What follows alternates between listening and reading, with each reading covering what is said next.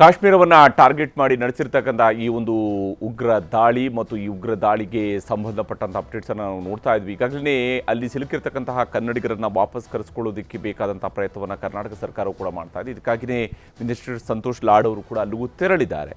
ಮತ್ತೊಂದು ಕಡೆಯಲ್ಲಿ ಕೇಂದ್ರ ಸರ್ಕಾರವೂ ಕೂಡ ಯಾರು ಮೃತಪಟ್ಟಿದ್ದಾರೋ ಅವರ ಪಾರ್ಥಿವ ಶರೀರಗಳನ್ನು ವಾಪಸ್ ಕಳಿಸೋದಕ್ಕೆ ಬೇಕಾದಂತಹ ವ್ಯವಸ್ಥೆಯನ್ನು ಮಾಡಿದೆ. ಅದಕ್ಕೆ ಬೇಕಾದಂತಹ ಫ್ಲೈಟ್ಗಳನ್ನು ಕೂಡ ಶೆಡ್ಯೂಲ್ ಮಾಡಿದೆ. ಅದರ ಪ್ರಕಾರವಾಗಿಯೇ ಆ ಪಾರ್ಥಿವ ಶರೀರಗಳನ್ನು ಬೆಂಗಳೂರಿಗೆ ಕರೆತರಲಾಗುತ್ತೆ. ನಂತರ ಅವರ ಊರಿಗೆ ಕೂಡ ತೆಗೆದುಕೊಂಡು ಹೋಗುವಂತಹ ಕೆಲಸ ಕೂಡ ನಡೀತಾ ಇದೆ. ಉಗ್ರರ ದಾಳಿಯಲ್ಲಿ ಒಟ್ಟು 3 ಕರ್ನಾಟಕದ ಒಟ್ಟು 3 ಮೃತಪಟ್ಟಿದ್ದಾರೆ. ಅದರಲ್ಲಿ 2 ಕನ್ನಡಿಗರು ಮತ್ತು ಒಬ್ಬರು ಆಂಧ್ರ ಪ್ರದೇಶ ಮೂಲದವರು ಅನ್ನುವಂತಹ ಮಾಹಿತಿಯು ಕೂಡ ಸದ್ಯಕ್ಕೆ ಇರುವಂಥದ್ದು. ಭರತ್ ಭೂಷಣ್ ಅವರ ಅತ್ತೆ ಮಾತನಾಡ್ತಾ ಇದ್ದಾರೆ ಈ ಘಟನೆಯ ಬಗ್ಗೆ. ಅವಳ ಇಷ್ಟೇ ಹೇಳಿದಲ್ಲ ಅವರು ಆರ್ಮಿ ಅವರು ಅವಳನ್ನ ಕೂಡಿಸ್ಕೊಂಡು ಅವರು ಸೇಫ್ಟಿ ಮಾಡಿಬಿಟ್ರು. ಆಮೇಲೆ ಎಲ್ಲಿನ ಬಿಟ್ಟಿಲ್ಲ ಅವಳು. ಇಲ್ಲಿ ತೇಜಸ್ ಸೂರ್ಯ ಇದ್ದಾರಲ್ವ, ಅವ್ರಿಗೆ ಮಾತಾಡಿದ್ವಿ. ಅವರು ಒಂದು ಆರ್ಮಿ ಮನೆಗೆ ಅಡ್ರೆಸ್ಸಲ್ಲಿ ಅಲ್ಲಿ ಅವರು ಕರ್ಕೊಂಡೋಗಿ ನೈಟ್ ಅಲ್ಲೇ ಇಟ್ಕೊಂಡಿದ್ರು. ಆಮೇಲೆ ನೈಟ್ 1:30ಗೆ ಶ್ರೀನಗರ್ಗೆ ಕರ್ಕೊಂಡು ಹೋಗ್ಬಿಟ್ರಂತ ಅವರೇ. ಒಂದು ಕಾರಲ್ಲಿ ಕರ್ಕೊಂಡೋಗಿ ಅವಳು ರೂಮ್ ವೆಕೇಟ್ ಮಾಡಿಕೊಂಡು ಶ್ರೀನಗರ ಹಾಸ್ಪಿಟ್ಲ್ ಪಕ್ಕನೇ ಒಂದು ಆರ್ಮಿ ಮನೆಗೆ ಇದ್ಲು. ಇವಾಗ ನಮ್ಮ ಮಗ, ನಮ್ಮ ಸೊಸೆ ತಮ್ಮ, ಅವರ ಅಣ್ಣ ಎಲ್ಲರೂ 5 ಜನ ಹೋಗಿದ್ದಾರೆ. ಅವರು ಹೋಗಿದ ಮೇಲೆ ಅವ್ರ ಜೊತೆ ಇದಲ್ಲ ಇವಾಗ ಅಷ್ಟೇ. ಇವಾಗ ಬಾಕ್ಸಲ್ಲೆಲ್ಲ ತೋರಿಸ್ತಾ ಇದ್ದಾರೆ. ನಮ್ಮ ಮಗಳು ಎಲ್ಲ ತೋರಿಸ್ತಾ ಇದ್ದಾರೆ. ಸಂತೋಷ್ ಲಾಡು ಹಿಡ್ಕೊಂಡು ಬರ್ತಾ ಇದ್ದಾರೆ. ನಮ್ಮ ಮಗಳಿಗೂ ಕೈ ಹಿಡ್ಕೊಂಡು ಬರ್ತಾ ಇದ್ದಾರೆ ಅಷ್ಟೇ. ನಮ್ಮ ಹಳೆ ಬರಲ್ಲ, ಬಾಕ್ಸಲ್ಲಿ ಬರ್ತಾರೆ ನಮ್ಮ ಹಳೆ ಅಷ್ಟೇ. ಬರೀ ಏನು ಯಾರಿಗೂ ಮದುವೆ ಆಗಿ 5 ವರ್ಷ ಇವಾಗ 5 ವರ್ಷ 4 ಫುಲ್ಲಾಗಿ 5 ವರ್ಷ ಸ್ಟಾರ್ಟ್ ಆಗುತ್ತೆ.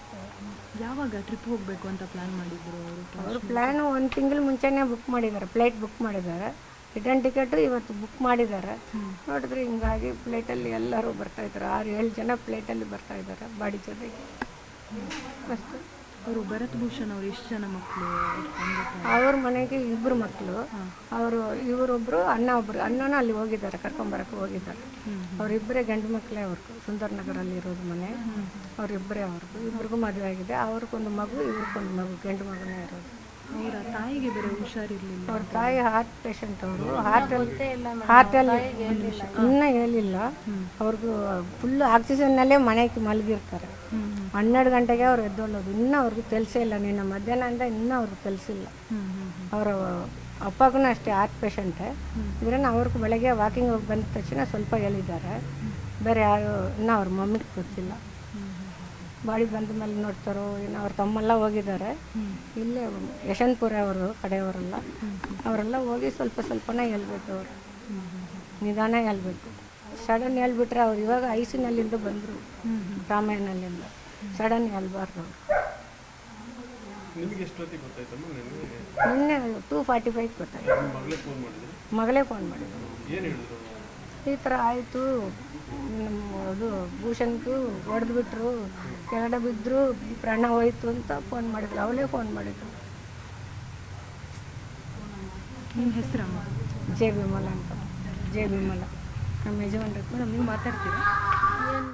ಇದು ಭರತ್ ಭೂಷಣ್ ಅವರ ಅತ್ತೆ ಹೇಳ್ತಾ ಇದ್ದಂತಹ ರೀತಿ. ಅಂದರೆ ಮಕ್ಕಳು ಜೊತೆಯಾಗಿ ಒಟ್ಟು 5 ಜನ ಹೋಗಿದ್ರು. ಅವರು 6 ಜನ ಹೋಗಿದ್ರು. ಅದರಲ್ಲಿ ಈಗ ಇವರು ಮೃತಪಟ್ಟಿದ್ದಾರೆ ಅನ್ನುವಂತಹ ಅದರ ಬಗ್ಗೆ ಹೇಳ್ತಾ ಇದ್ರು. 2 ಫ್ಯಾಮಿಲಿಯವ್ರ ಜೊತೆಯಾಗಿ ಹೋಗಿರುವಂಥದ್ದು ಕಾಶ್ಮೀರಕ್ಕೆ. ಆದರೆ ಅಲ್ಲಿ ನಡೆದಿರ್ತಕ್ಕಂತಹ ದುರಂತ